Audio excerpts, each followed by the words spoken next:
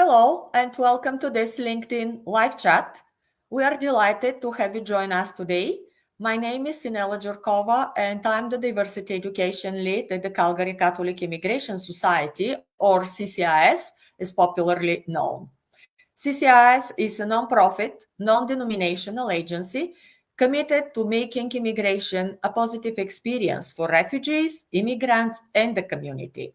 CCIS offers over 95 programs in 26 locations throughout Calgary and surrounding areas, supporting all aspects of settlement and integration. With over 450 staff collectively speaking 62 languages, we are the largest immigrant serving agency in the prairies and one of the top 3 in Canada. As settlers or descendants of settlers, and through our work with new residents in this land, we share our commitment to reinforcing Indigenous permanence, truth-telling, and reconciliation practices. We are all treaty people, and we hold responsibility to the land that we reside, that we work, love, pray, play, raise our children. The land of the traditional territories of the Blackfoot Confederacy, including Siksika, Kainai, Piikani, the Tsuut'ina, the Stoney Nakoda Nations, and the Métis Nation of Alberta, Region 3. Today, with this session, we are honoring the legacy of Black Canadians and their communities and recognizing the daily contributions that Black Canadians make to Canada. There are many stories of success, of sacrifice, and triumph of our fellow Black Calgarians. Today, we invited our esteemed panelists from different professional fields in Calgary and Southern Alberta to share their experience, struggles, and achievements as Black professionals contributing to our vibrant cultural landscape. I'm delighted to welcome our panelists, the Calgary Poet Laureate Wakefield Brewster, who is a professional poet and spoken word artist, Ricardo Morales, Director of Community Development and Integration Services in Southern Alberta Project with CCIS, Sam Obadero, photographer, art mentor for newcomers, and a former client of CCIS.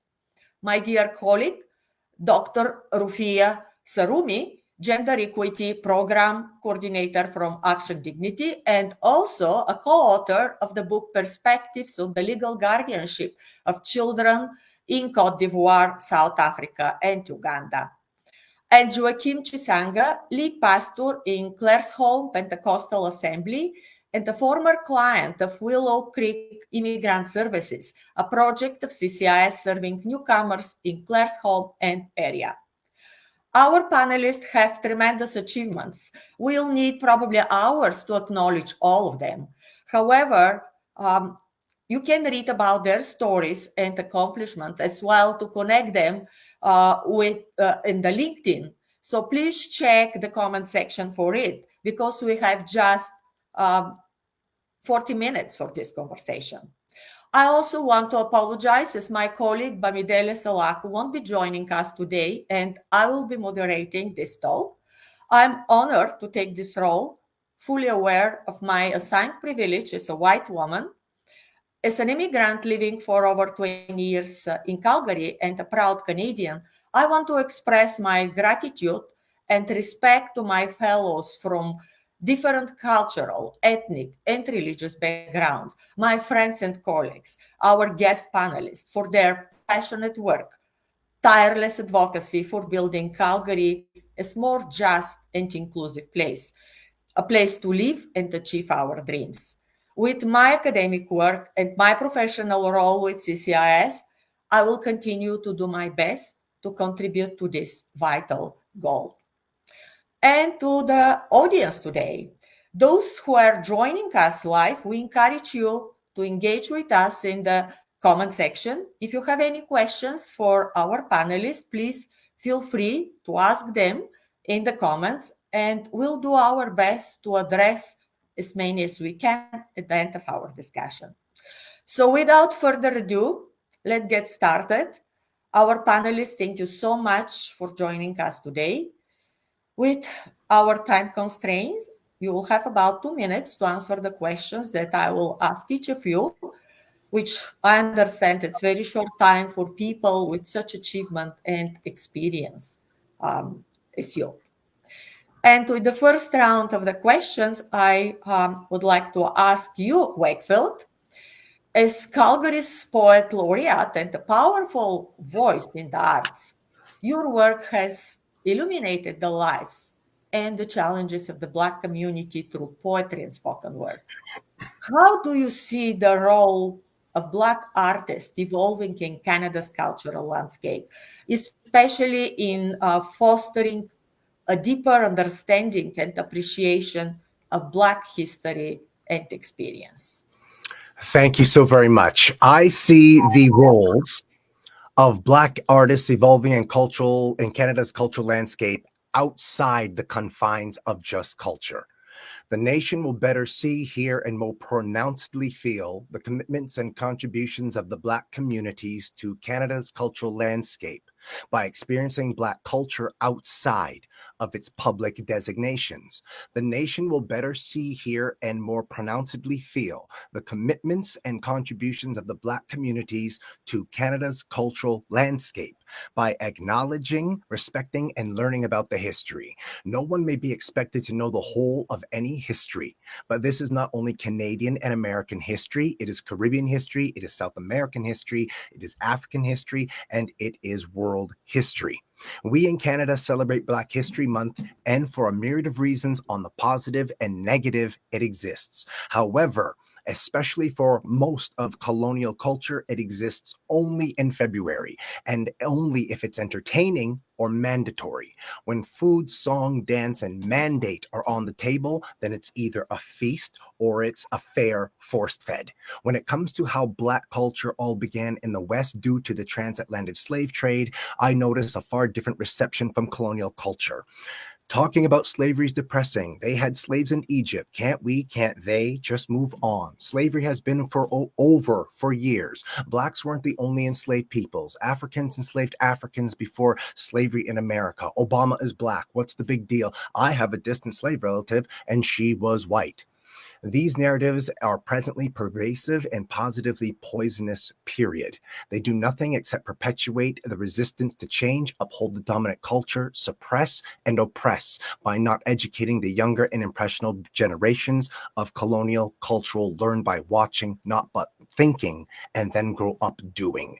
In the end, the roles of Black artists and artistry is to take our stories, histories, and presence into the entire world around us, and we shall be the living legacies of our ancestors and due diligence by our descendants. Thank you, Wakefield. Now I would like to ask Rick. Rick, I know you grew up in rural southern Alberta and also in BC, and you were able to experience and observe the challenges and success of Black communities in these areas. Reflecting on your journey and also your current role with CCIS, could you share how the historical experiences of Black individuals in rural settings have shaped the integration and community development efforts today, and what progress you have witnessed over these years? Thank you. Good afternoon, all. First, I want to say that success is to be measured not so much by the position that we have reached in life as by the obstacles which we had to overcome. Booker T. Washington, educator and author, Black American. So I do think that the first caution I want to say is that my experiences and story is a single story. Is a single story of many. And I must caution us that in a single story, it presents a single perspective in a given time. While it may reflect in some collective experiences, we have to be careful that it does not foster assumptions, conclusions, and stereotypes that may be misunderstood without a context. We also need to understand that Black history is part of our Canadian context. In essence, it is part of Canadian history, part of world history. Regretfully, too much of it is not being adequately told or acknowledged. For example, in the present school curriculums, we do have a preponderance of European settlement and world history under the guise that this will cover Black history. Alberta released a draft curriculum back in 2021 that included some Black history, but this was shelved. So when you take a look at the experiences in a rural setting had this was not an easy task at all to look at some of the patterns or the timelines in which blacks experience a lot of challenges. I look at my own challenges going to a university where you had a minority course taught by an American professor who decided to use an American text and talk about ghettos and blacks. I challenged that assumption. I said that we are in a Canadian context. Could we talk about minorities in Canada? We did.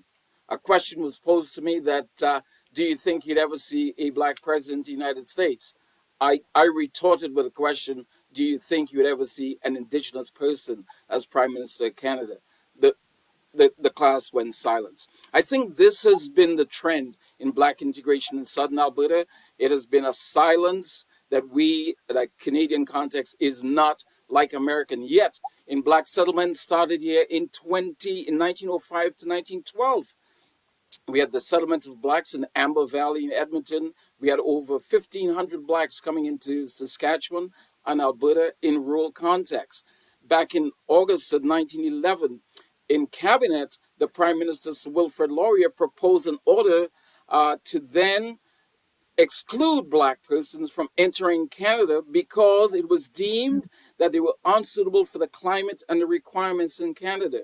In 1911, in Edmonton, there was a charter by the Imperial Order of Daughters of the Empire wanting to exclude Negro settlers in certain parts of the city. The same thing happened in Calgary.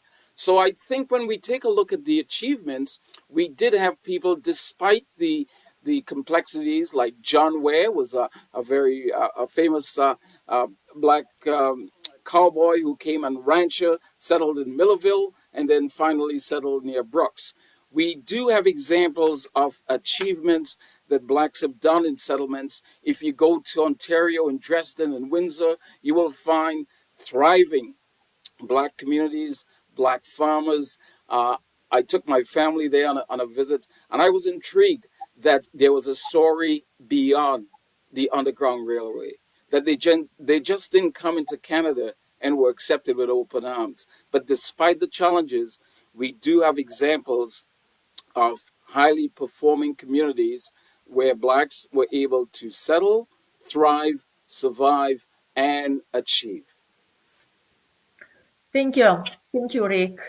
Yeah, that's a thoughtful. We know a lot from the history that there is a kind of sad moments, and we have to fix in our presence and the future. Rufia, now to you. Your work in gender equity provides critical insights into the intersectionality of race and gender.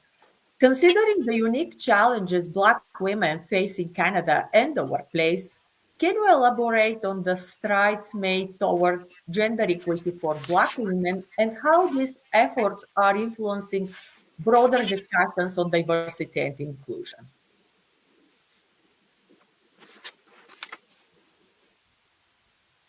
We don't hear you, Rufia. Yeah, so thank you. I like the fact that you mentioned the unique challenges faced by Black women in this country, because when you talk of intersectionality, we're talking about the different vulnerabilities that Black women are exposed to by virtue of them being Black. And when you look at them, they're Black, that's one. They are women, that's another. They could be mothers, they could be Muslims or whatever religious vulnerabilities they face. You could be talking about their disability status. So those are the different kinds of things, educational, health-wise. So when at Action Dignity, we're working on 5 different outcome areas. We're identifying the mental health challenges. We're identifying the ones they face at work. We're identifying the ones they face as women. We identify the inclusion, social and economic inclusion issues that women face.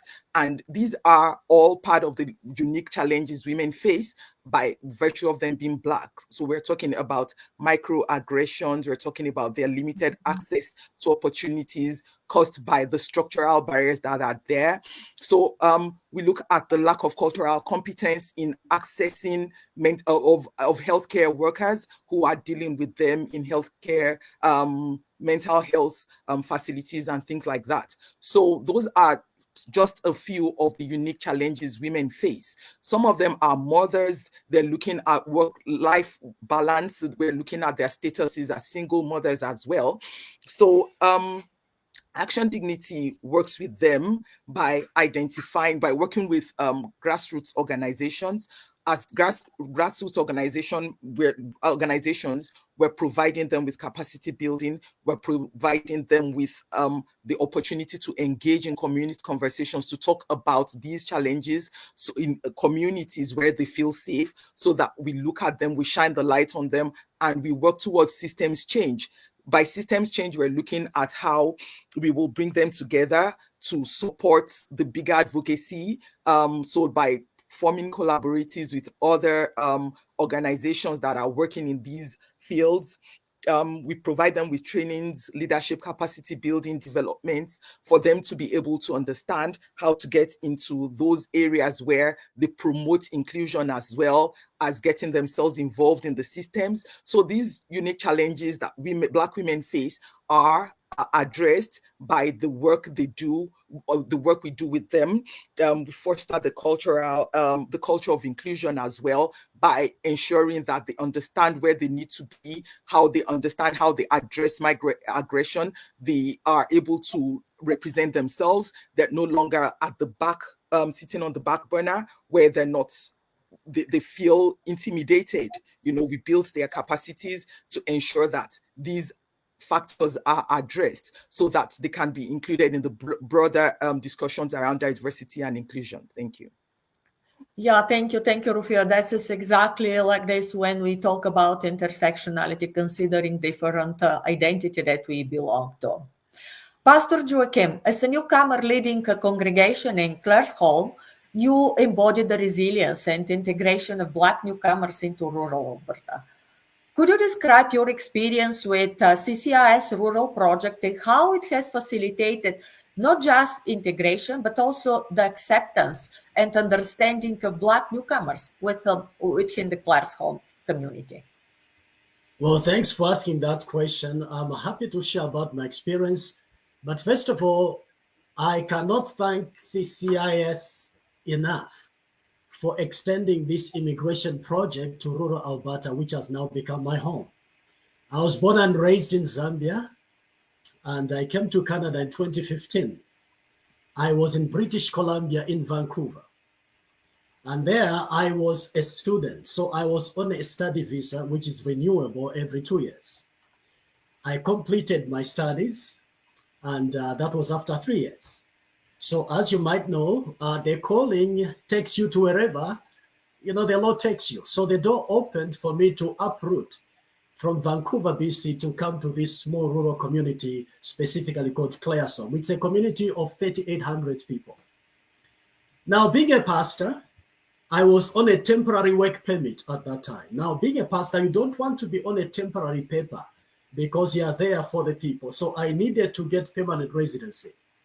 So I had to find ways and means of how to get that. And I discovered in town there was a partnership between Calgary Catholic Immigration Society and Willow Creek Immigrant Settlement.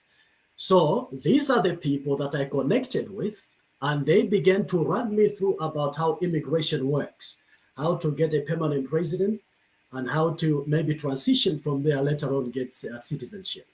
So they took me through the process, and what a lifesaver that was. Dealing with immigration can be very complicated. I've been an immigrant in other countries. But CCIS took me under their wings, and they deployed settlement workers that literally took me from one step to another into getting permanent residency. So within 18 months, not even 18, within 13 months of connecting myself with CCIS, I got my permanent residency. Something that would have been a very, very challenging journey. They made it so easy for me.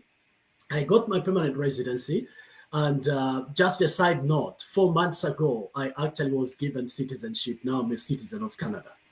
Yeah, thank you for that. So I have been able to benefit from this immigration agency, whose office is also in our town right here. And for those that have been, all of us are immigrants. Now, when you're a minority, which was my case when I came, sometimes it can be intimidating. I came, and I think at that time were only less than 5 Black families in our community. So I was visible and I was noticed very easily. But it was kind of intimidating, because you're away from home and everybody's a stranger. Now, what I appreciate about CCIS is the fact that they have been very proactive in spreading awareness.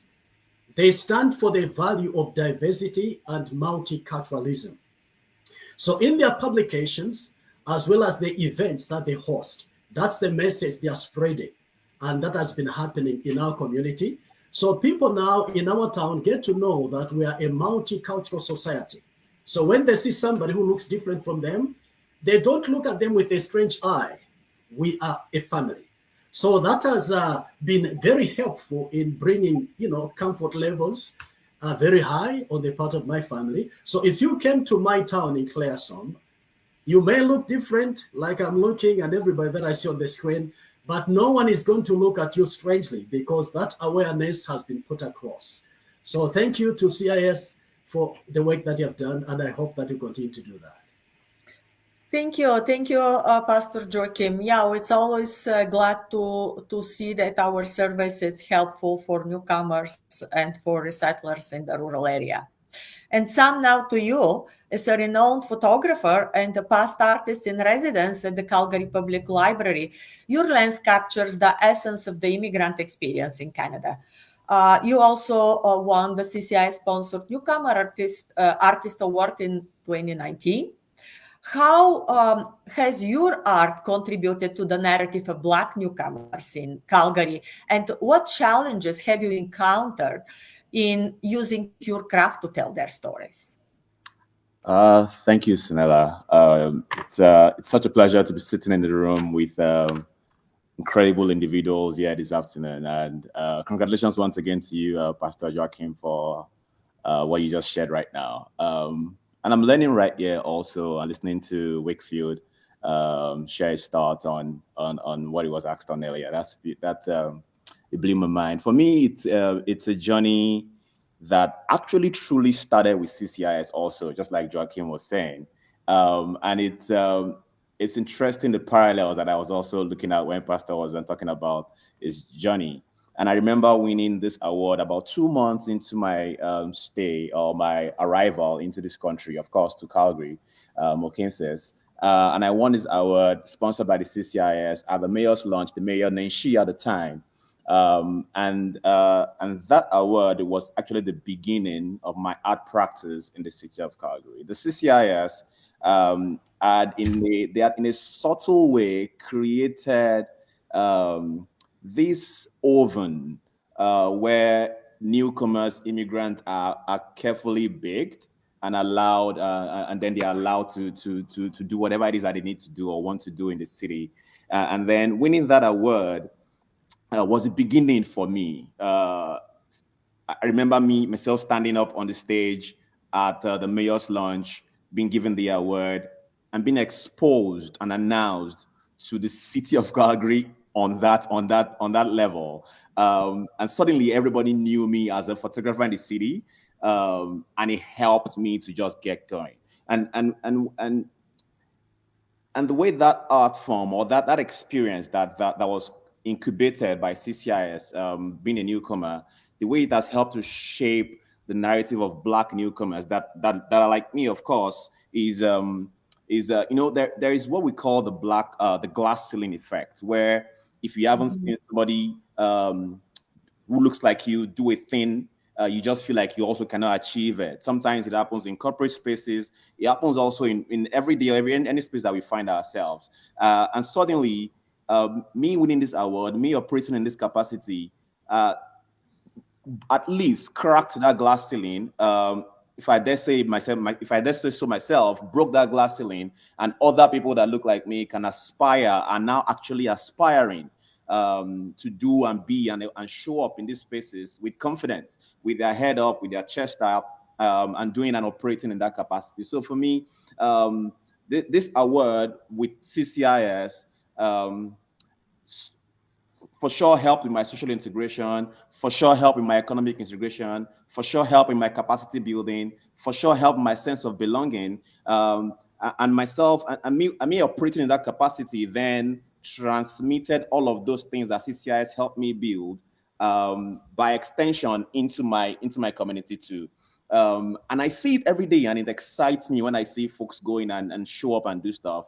But my story, like Pastor Joachim also said, is incomplete without the CCIS bit of it that allowed me to do the residency at the art library, the central library in downtown, all the libraries in the city, as a matter of fact. And it built my confidence, it reduced my imposter syndrome, and then I begin to also transmit that into my community and space. And I'm excited of what the journey looks like even going forward. Thank you, Sam. And yeah, I know how important it is for the emerging artists to build their network and connection in the new place when they move to Canada. So now I will address the second question to our panelists, and I will ask you for your brief answer. First to you, Dr. Serumi.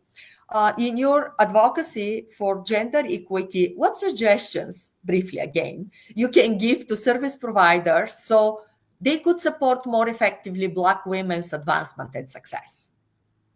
Okay.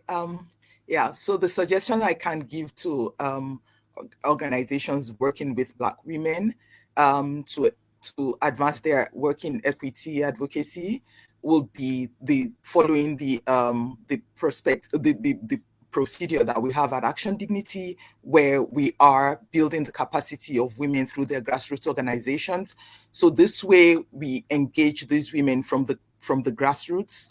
Black women, especially, we're dealing with them, providing them with training. We're building their capacities to be able to stand among peers, equals, so that they can advocate for themselves in connection or together with other organizations, other people fighting for the same thing, so we build their capacity. We offer them training programs and development opportunities, so they can also provide mentoring and sponsorship for these organizations, these women.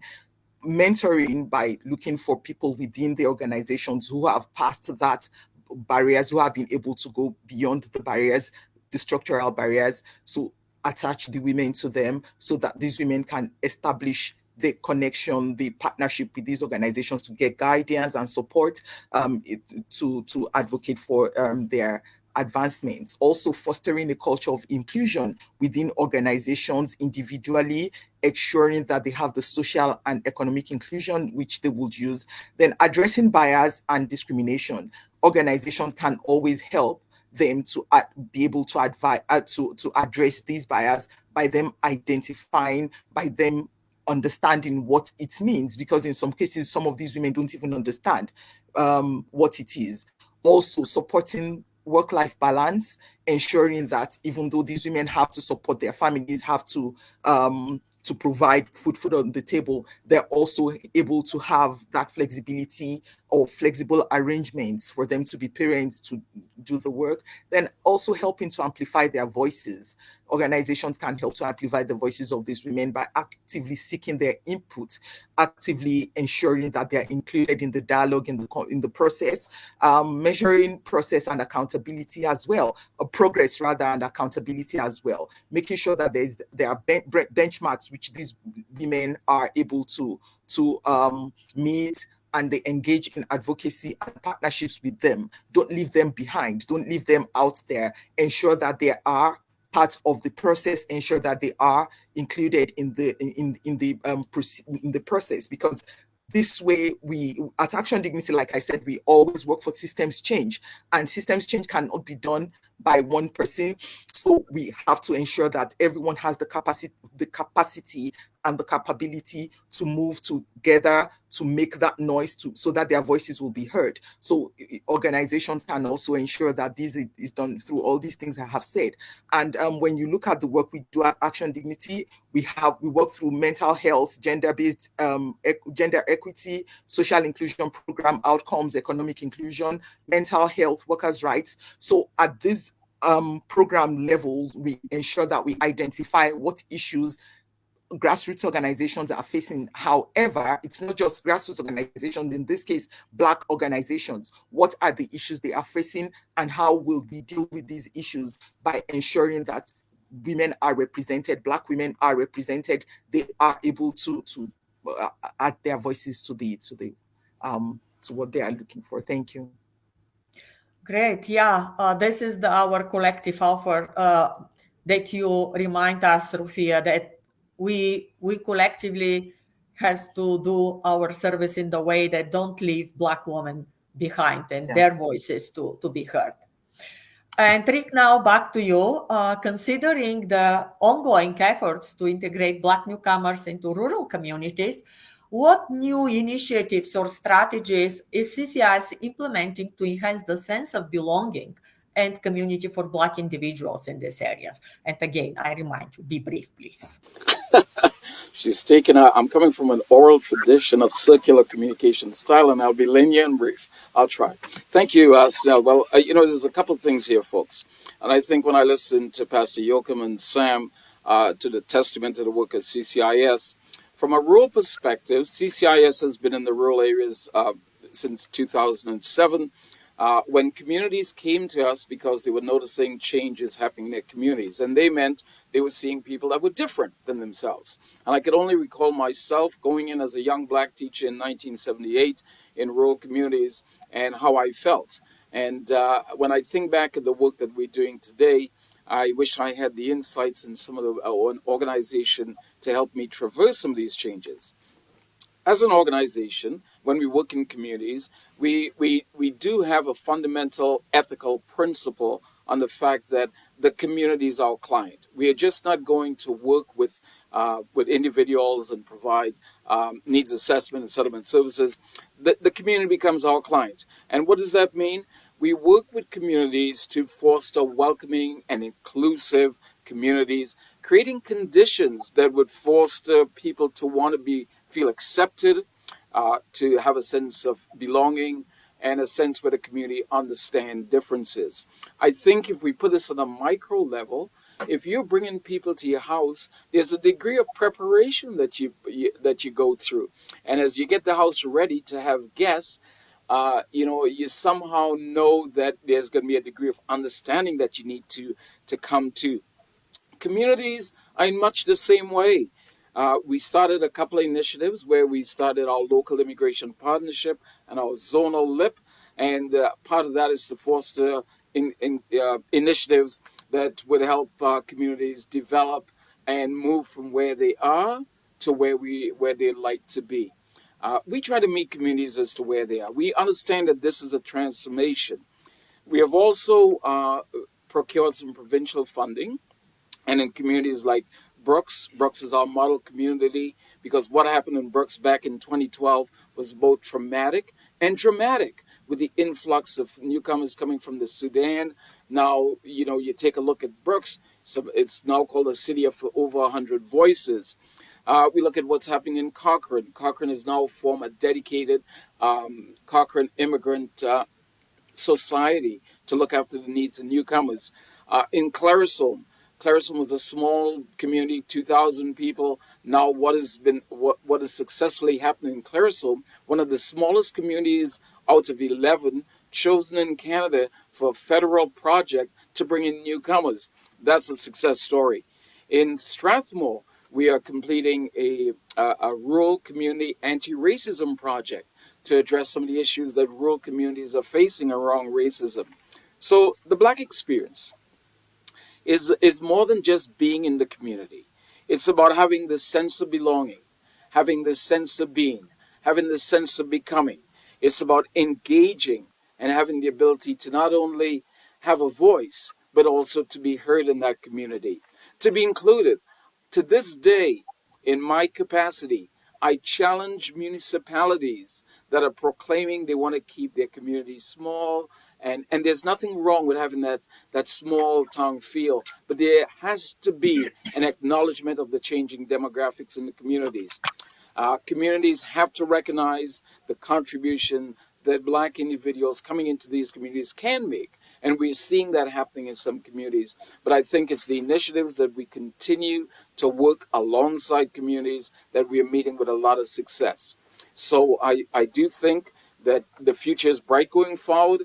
I just came from a presentation in Strathmore yesterday, and I had over 50 people saying, could we have a special meeting to look at some of the issues in our community? So I have seen, having lived in Southern Alberta, like I said, since back in 1973, the changes that I've witnessed is just phenomenal. I think no longer do Black folks have to walk around where their Blackness or their accent or their speaking continually sets them apart.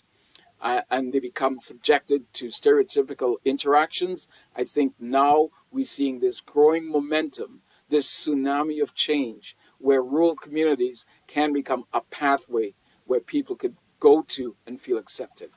Thank you.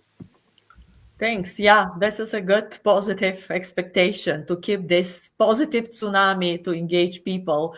And talking about rural area, Pastor Joachim, from your unique perspective in Claresholm, what role do faith communities play in supporting the integration of Black newcomers? And how can they further contribute to building inclusive rural communities?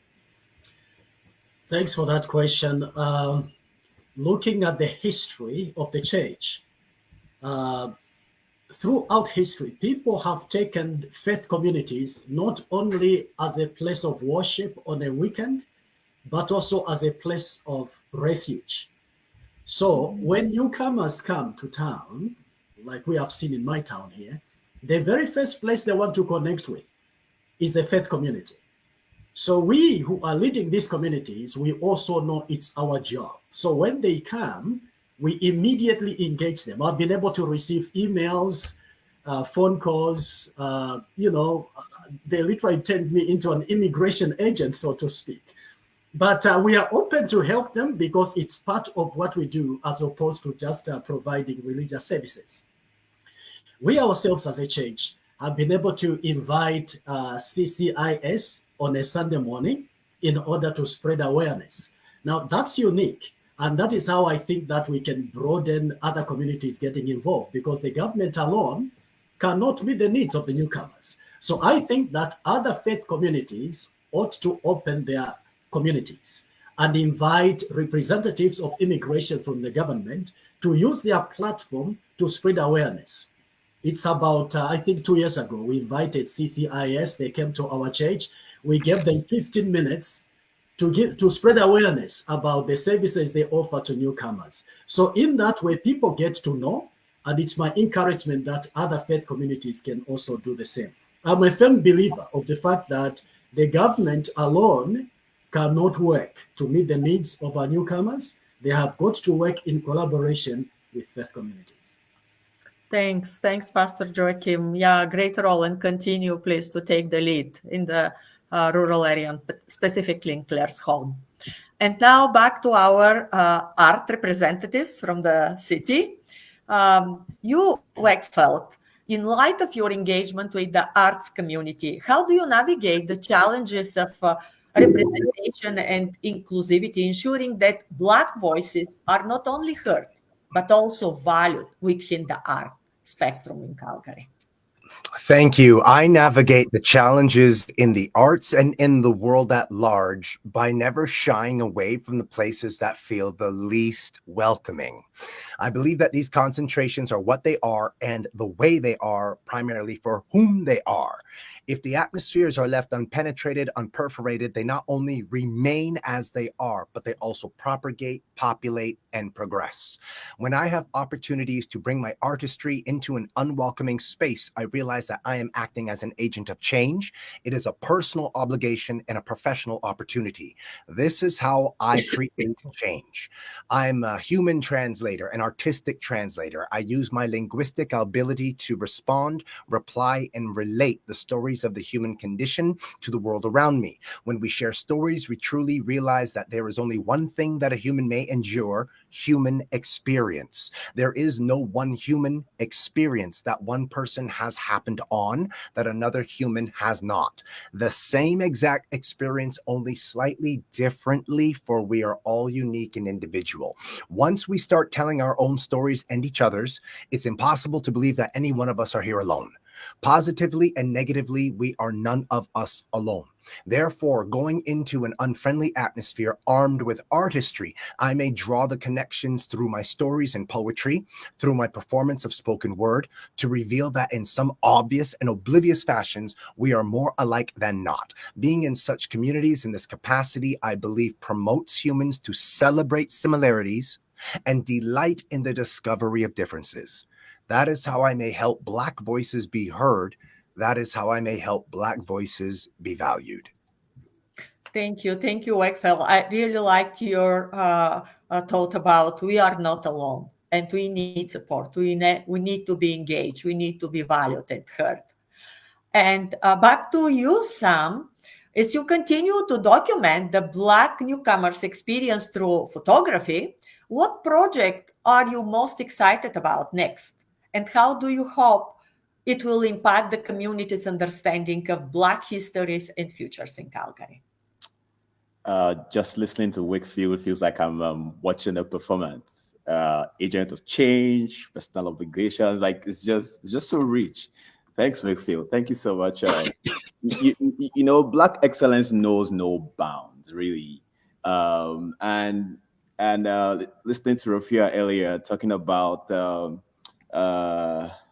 the struggle or the issues around Blackness, and then it's actually double layered for a Black woman, and there is so much responsibility that we all have, and I'm excited to see the work that Action Dignity is doing to push all of these things forward. For me, it's a daily excitement that I have in the work that I do, being helped by my community, of course, and the resources around me. But one thing that I'm working on lately is a residency for folks that look like me, especially with the University of Calgary Social Innovation Hub, to be precise. And the Black experience is pretty nuanced, especially when you are away from where you lived or where you know all your life. Black creatives, Black artists, some of them coming in here, they are coming in with maybe 10, 20 years of experience doing the same thing. And suddenly the tools that they have to work with remain the same, but the covering of the tool has changed. And now they are trying to figure out, okay, what do I do with these things? And then imposter syndrome sets in, and then they begin to feel less of themselves. And then they begin to ask themselves questions. Maybe I'm not that good anymore. Maybe I shouldn't do this anymore. And then if we don't help them really quickly, all those fears and those questions and those doubts can quickly overshadow all of these great gifts and talents that they come in with. So the work I'm working, the project I'm working with or working on presently is with University of Calgary, building an art residency program for folks that look like me to come in, to collaborate, to be reminded of their excellence, to have access to the tools in the hub and also in the University of Calgary also. And for me, it's very, very, very important because it's how we pass the baton, is how we spread the light. If CCIS, for instance, did not help to rekindle my fire, I would not have the chance to do what I'm doing right now. So it's almost a responsibility now for me to make sure that I'm doing the same thing and perpetuating all of that excellence, just like my brother here, Wakefield, is doing, and Pastor Joachim is doing right there in Carl's home. And it's all our collective responsibility to do these things. And I'm excited for the residency program that I'm currently curating for, especially for folks that look like me in University of Calgary Social Innovation Hub. Thank you. I'm also excited of all the work that you individually and collectively do in your professional field. And I would like to thank you for all these thoughtful answers and ideas and suggestions for the future from all of you. Also, I can see from the audience great admirations. So far, I don't see any questions, but I also encourage our audience to connect directly with our guest panelists through their LinkedIn account that they will be posted on the stream box. So now I would like to invite our panelists, with almost ending our time, for a final words or a message, a word of encouragement, just maybe in 30 seconds, how we can be true allies for Black newcomers and members of Black community. And I will start with Rufia. Your final words, Rufia. Thank you. I like this because we need allies. We need people to work with us. My work in advocacy has shown me that the loudest voices get heard first. So we want the voice to be loud, and we cannot make the noise alone. So we need people to support us. However, to be an ally, you need to educate yourselves, know what our struggles feel like, what our issues are, get to know about the grassroots organizations. These are organizations that are working very close to people in their communities. The Senegalese women's organizations, the French-speaking, the people from the Caribbean, the Haiti organizations. Get to know them. It's Black History Month. Look out for them. A lot of events are happening this year, this month. Action Dignity will be hosting an event on the 29th at Best Western. You'll see the invite on Eventbrite. You can attend, taste our food, get to know what our struggles feel like, watch our movies, Long Walk to Freedom, Harriet, and a lot of other movies about our struggles, about our celebration, listen and validate.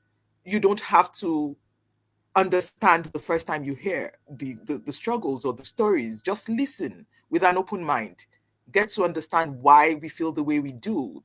Get to understand why we are different, and challenge biases and stereotypes that you have within yourselves.